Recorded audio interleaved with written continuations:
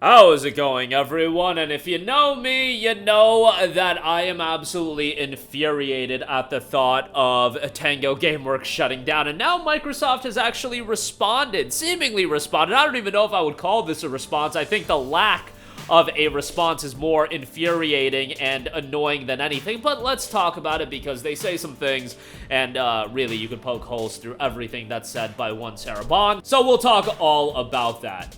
Outside of Hi-Fi Rush, Tango Gameworks, forget about the other studios for now, although I would say the closure of Arcane Austin is very depressing as well, and, you know, I can talk more about that, but primarily, Tango Gameworks is the studio everybody's looking at and being like, wow, why would you close down Tango Gameworks? And if you could have a studio as talented as Tango is in terms of their consistent output, the high quality of games that they're putting out, what studio at that point is safe? You can put out good game after good game, but if Tango is getting shut down, why would a Ninja Theory continue to be around? And Ninja Theory is a studio that consistently puts out good games. I would say Hellblade 10 with Sacrifice is pretty good. I would say Enslaved Odyssey to the West is good. I would say DMC Devil May Cry is good. But, and Hellblade 2, I imagine is going to be a fairly good game. But what is Ninja Theory offering that Tango Gameworks didn't offer? I would say if you're Ninja Theory, I would be like, bro, if Tango just got shut down, what is keeping Ninja Theory safe? It's not about just consistent GameWorks, and I should say, it's not just about consistent games anymore, and as far as Tango goes, Xbox President Sarah Bond was asked a question from Bloomberg's Dina Bass about why Hi-Fi Rush developer Tango Gameworks was shut down, and I watched the minute-long clip, and I gotta say, that was the most amount of corporate PR fluff that I've ever heard of in my life. Let's go over the exact transcript that PC Gamer has. One of the things I really love about the games industry is it's a creative art form. So right off the top, before we actually talk about the shutdown, we just gotta say, oh, I love video games, you know, it's so great! But let's say it again. One of the things I really love about the games industry is it's a creative art form, and that means that the situation and what success means for each game and studio is also really unique. Before I continue, remember what they said about Hi-Fi Rush. I believe it was Aaron Greenberg that was the one that on social media said that Hi-Fi Rush was a success in all key metrics that they measure. So, based on your words, a game being a success in all of the key metrics that are measured, you might have been lying when you said that, but that's what you said back in 2023.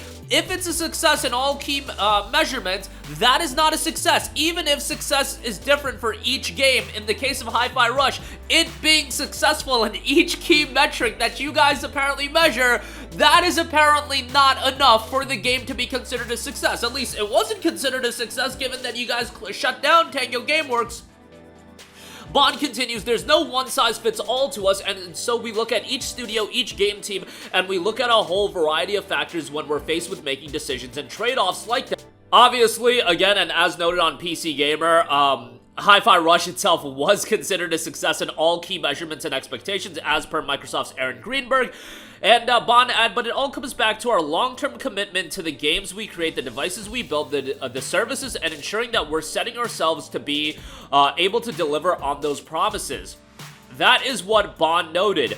And, yeah, like, what does that even tell you?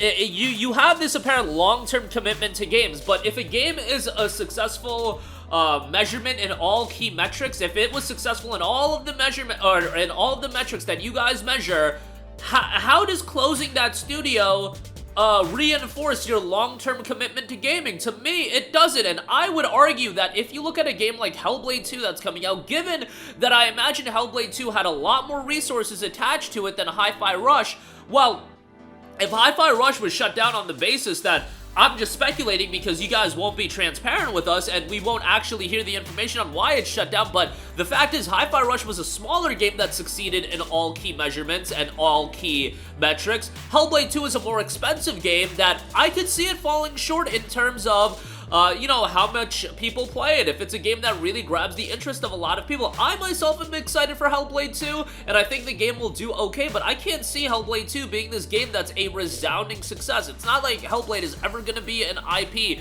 that's at the level of a Halo, at the level of a Gears of War. It's just never going to be one of those IPs. It'll be a fine secondary or tertiary IP, and I would even argue, if you had a long-term commitment to gaming, you would take L's on games. You would be like, okay, Hi-Fi Rush wasn't successful in these key metrics that we measure, but the people that played it seem to love it. Let's give back to Tango. Let's give them more resources to do a Hi-Fi Rush 2, and we'll put a bigger promotional push behind Hi-Fi Rush 2, because Hi-Fi Rush was a game that launched with literally zero promotion. It was a stealth release, if you remember.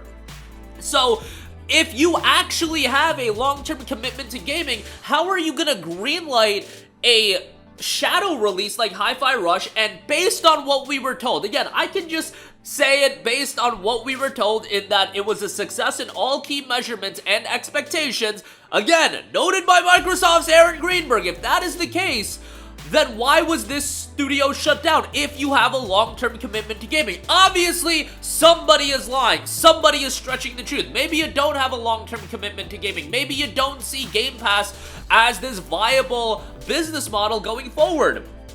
Because while I have often said that Game Pass is an incredible value to the consumer, I think anybody with a few brain cells can come to the conclusion that you don't see how something like this can be viable for the long term. Because while you would think that a service like Game Pass would allow games like Hi-Fi Rush in the first place to be happening, because when you have Game Pass, you have a consistent revenue model. You know that every month you're gonna get X amount of dollars, and it costs Y amount of dollars to make a game like Hi-Fi happen. The risk is then alleviated if you do have this long-term focus on Game Pass. But then why was Hi-Fi Rush, which had a limited budget to work with based on what we know about the game, it being a success in all key measurements, if you did have a long-term commitment to gaming, you would look at a game like Hi-Fi Rush and be like, even if it wasn't successful in all those key measurements, even if that was a load of bullcrap, you would still be like, okay, the people have played the game, the people that have played the game liked it so much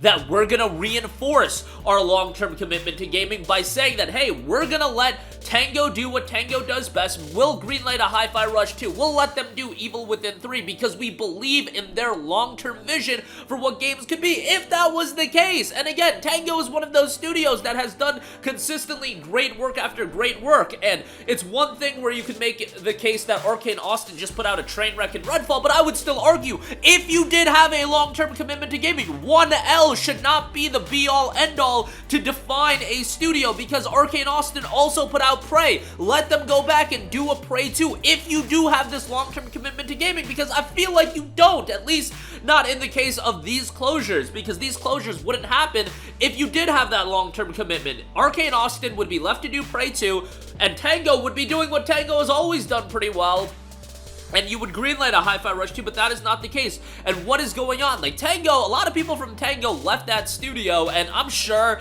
that a spiritual successor, I've said this before, to Hi-Fi Rush will happen. This is that kind of game I look at that a decade from now, it's gonna have a Kickstarter happen, and it won't be Hi-Fi Rush 2, since I don't believe they can get the rights to that, but it'll be like, alright, it's clearly a spiritual successor to Hi-Fi Rush. It gets funded like $5 million on Kickstarter, and then ultimately, it'll come to fruition, much like a Euden Chronicle recently came out. I do foresee that happening, but in the vacuum that is Microsoft, a lot of what they're saying to me just comes across as a lot of bullcrap. But that is gonna do it for me. Again, I absolutely am livid that Tango Gameworks got shut down. It's one of the craziest studios being shut down, because really, if Tango is getting shut down, at that point, no studio is safe. No studio under the Microsoft umbrella is safe, in the sense of the Ninja Theories. Like, honestly, I wouldn't be that surprised if they look at Obsidian and be like, yo, Obsidian, yeah, you make good games. Like, because